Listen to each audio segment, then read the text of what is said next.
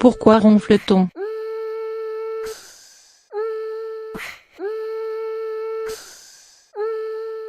Il est parfois compliqué de comprendre d'où vient le ronflement. Mais certains facteurs peuvent l'expliquer.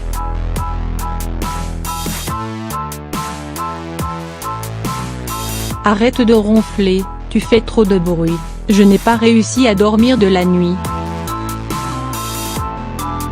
Quel ronfleur n'a jamais entendu ces remarques? Ces bruits nocturnes, objets de moquerie, sont souvent très handicapants, notamment au sein d'un couple.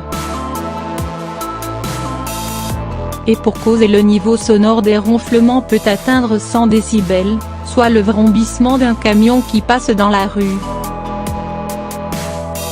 Les ronflements sont liés à une mauvaise tonicité des muscles en général, explique le Dr Jean-Noël Prévost, médecin spécialiste du sommeil au CHU de Caen. Le voile du palais, la luette et la langue, organes du fond de la bouche, se relâchent parfois durant le sommeil profond. Ils obstruent alors les voies respiratoires.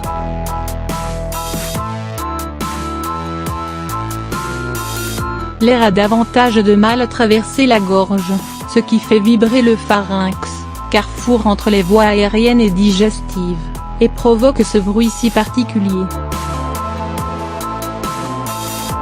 L'hérédité en cause?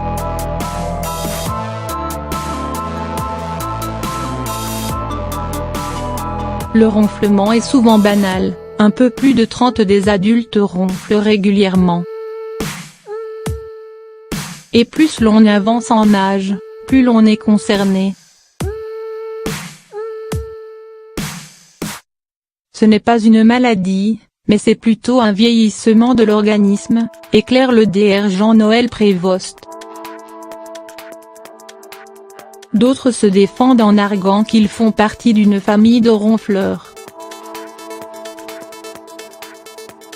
Certaines caractéristiques morphologiques, tour du cou par exemple, communes à une même famille peuvent entrer en ligne de compte. En revanche, il n'existe pas de gène directement responsable du ronflement. Alcool, tabac et médicaments. S'il est également fréquent de ronfler après avoir bu, car l'alcool diminue le tonus des muscles, en particulier ceux de la gorge, poursuit le médecin. Le tabac, les maladies orales ou encore certains médicaments, benzodiazépines, peuvent en fait être à l'origine de ces nuisances nocturnes. Il est donc possible de modifier ses habitudes de vie, arrêter de fumer, éviter la consommation d'alcool, surtout le soir, perdre du poids, arrêter certains médicaments et éviter de dormir sur le dos, car la position favorise les ronflements. Parfois, ces conseils d'hygiène ne suffisent pas. Un spécialiste du sommeil ou un ORL peuvent mettre en place des traitements adaptés, port de gouttière pendant la nuit afin d'éviter que la langue ne tombe en arrière ou intervention chirurgicale sur le voile du palais. L'apnée du sommeil. L'attention, les ronflements peuvent être les premiers symptômes d'une maladie. Lorsqu'un enfant ronfle, ce n'est pas normal, souligne le Dr Jean-Noël Prévost. Chez les plus jeunes, ces nuisances sonores sont souvent liées à une augmentation de volume des amygdales, qui viennent gêner la respiration pendant la nuit. Le retrait de ces organes peut alors être prescrit.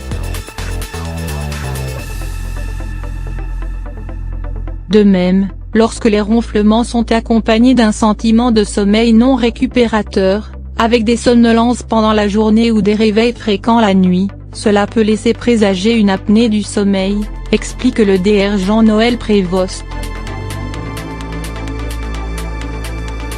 Près de la moitié des ronfleurs sont à risque d'être atteints par cette pathologie du sommeil.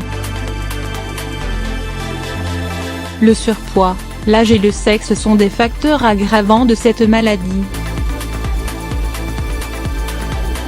Dans tous les cas, un ronflement accompagné d'autres symptômes nécessite une prise de rendez-vous avec un spécialiste du sommeil.